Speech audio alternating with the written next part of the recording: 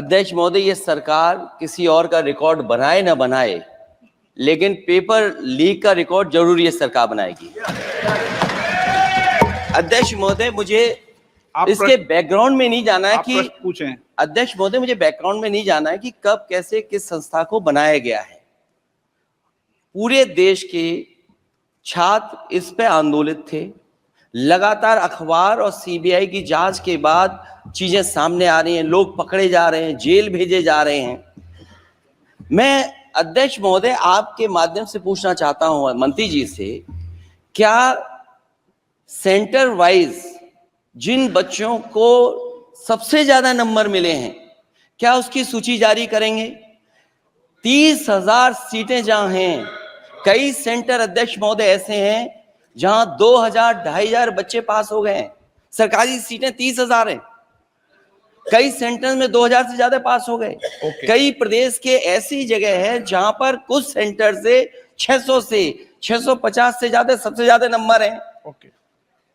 और अगर वो संस्था इतनी क्रेडिबल थी तो अध्यक्ष महोदय जिन सेंटर्स पे ये परीक्षा हुई उन सेंटर्स का इंफ्रास्ट्रक्चर क्या था? क्या मंत्री जी ने जानकारी की थी इस बात की? अध्यक्ष महोदय, मेरे आपके माध्यम से एक ही निवेदन है कि बिना ये मंत्री जी रहेंगे तो न्याय नहीं मिलेगा बच्चों को। अध्यक्ष महोदय, आदरणीय अखिलेश जी की प्रश्न का मैं विनम्रता से उत्तर देना चाहूंगा कि अभी अभी सुप्रीम कोर्ट में जो चल रहा है केस, सुप्रीम कोर्ट ने ऑर्डर दिया पूरा विद्यार्थियों की सूची को वेबसाइट में उपलब्ध करा दो। सर, पिछले 3 दिन से देश भर की सारे विद्यार्थियों की लिस्ट पब्लिक डोमेन में उपलब्ध है। ये सारा चीज खुले पे है और कई प्रकार की तर्क आ चुका है। सर, मैं एक अभी उसमें केरल के विद्यार्थी भी अच्छे किए हैं, क्या हम ये कहेंगे भी वहां भी कुछ गड़बड़ी हुई थी? ऐसे आरोप करना, मैं देश की ग्रामीण इलाका, देश की एसटी इस बार सबसे अच्छा परफॉर्मेंस करने वाले देश की एसटी एससी ग्रामीण बैकग्राउंड आर्थिक पिछड़े लोगों की है। क्या हम उनकी मेधा को हम चुनौती देते हैं? और बाकी रहा क्वेश्चन पेपर लीक की, सर मैं शुरू से मेरा एक स्टैंड रहा, राजनीति नहीं करना, लेकिन अखिलेश जी जब वहां दायित्व में थे उस सुबह की सर सारे सूची है कितने बार उत्तर प्रदेश में क्वेश्चन पेपर लीक हुए हैं। माननीय एक मिनट प्लीज, एक मिनट। राहुल गांधी जी, आप प्रश्न पूछना चाहते हैं? Speaker sir, it's obvious to the whole country. It's obvious to the whole country that there is a very serious problem in our examination system. This is not just a question of NEET, it is in all the major examinations. Now, the minister has blamed everybody except himself, right? I don't even think he understands the fundamentals of what is going on here. आप प्रश्न क्या है आपका? आ रहा हूं sir, ये मैं question को सेटअप कर रहा हूं। प्रश्न पूछते हैं। ये the issue is that there are millions of students in this country who are extremely concerned at what is going on and who are convinced that the Indian examination system is a fraud. That is what is at stake here. Millions of people believe that if you are rich and if you have money, you can buy the Indian examination system. And by the way, and this is the same feeling that the people in the opposition have. And that is why we are asking some very simple questions to Honorable Minister. Number one, as this is a systemic issue, what exactly are you doing to fix this issue at a systemic level? Yes. That's the first question. Okay. Question में चल रहा है अभी। Please. अब मैं मंत्री जी, मैं एक बार बोल दूं इस बात पे? चलो मंत्री जी, आप शॉर्ट में जवाब दो, फिर मैं बोल ही देता हूं। आज आप शॉर्ट में जवाब देना। अध्यक्ष महोदय, मेरे जो शिक्षा है, मेरे जो संस्कार है, मेरे जो सामाजिक जीवन है, मेरे को मेरे राज्य की, मेरे सूबे की जनता की स्वीकृति मिली है। मैं किसी की बौद्धिक, मेरे संस्कार की सर्टिफिकेट मेरे को सारी सदन में किसी से नहीं चाहिए।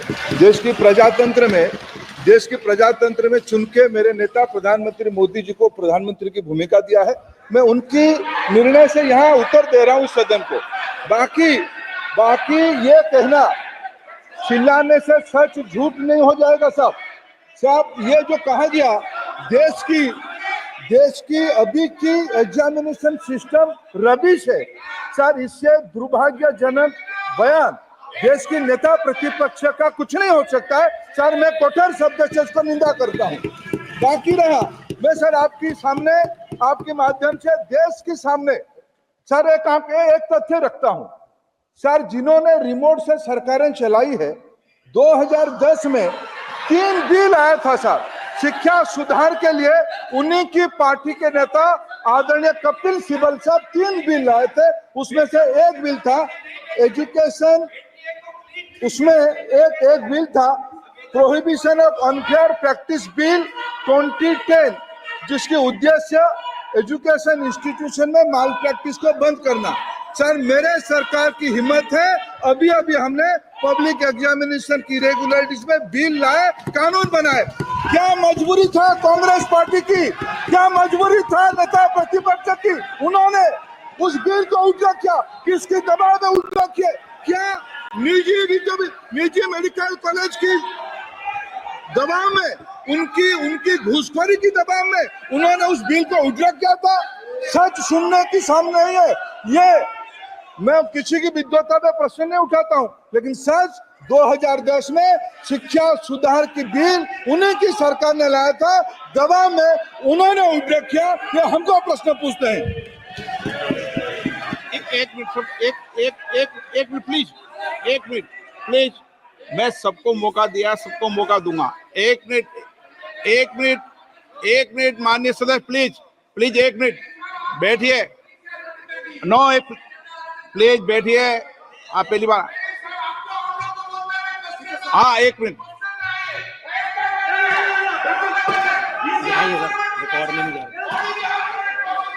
कल्याण जी प्लीज, कल्याण जी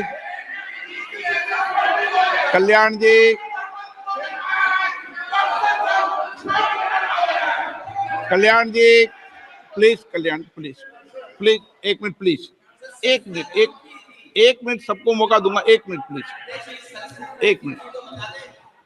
माननीय सदस्यगण, विषय महत्वपूर्ण था, मैंने सबको अलाउ किया,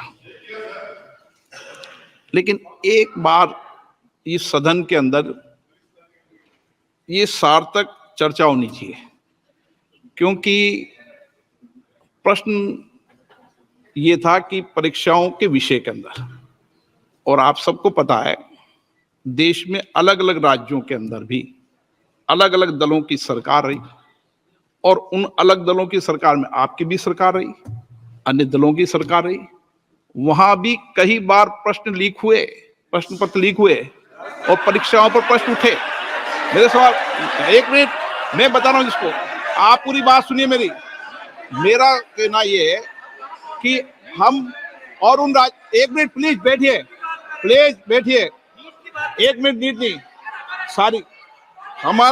हमारा सवाल ये है कि हम यहाँ इसलिए चिंता के लिए बैठे हैं कि भविष्य में हमारे विद्यार्थियों के भविष्य पर कोई विषय न उठे, इसलिए किस तरीके का मैकेनिज्म डेवलप करें, परीक्षाओं का क्या बेहतर सिस्टम डेवलप करें, इसमें सबके सुझाव आए ताकि भविष्य के अंदर, और उसके लिए जो उत्तम सुझाव हो सकते हैं सरकार भी उस उत्तम सुझावों को मानेगी। 1 मिनट।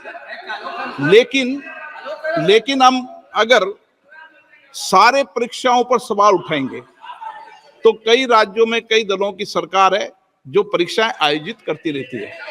हम सारी परीक्षाओं पर सवाल उठाएंगे तो जो बच्चे उत्तीर्ण होते हैं उनके भविष्य पर और भारत की परीक्षाओं पर, भारत की शिक्षण व्यवस्थाओं पर, पूरे विश्व में एक बहुत गंभीर असर पड़ेगा, जो सदन की चिंता का विषय है।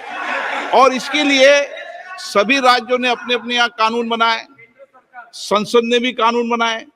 कानून बनाने के अलावा इस विषय के अंदर एजेंसी जांच कर रही है, कोर्ट निगरानी कर रही है। हमारा सवाल ये होना चाहिए कि हम कैसे सकारात्मक रूप से सुझाव देकर इस सिस्टम को और बेहतर कर सकते हैं, ये होना चाहिए। आरोप प्रत्यारोप से सदन नहीं है। आप बेहतर सिस्टम डेवलप करो और कभी भी सारे एग्जामिनरों पर सवाल उठाना सदन के लिए उचित नहीं है। ये सदन इसके लिए है भी नहीं प्लेटफॉर्म।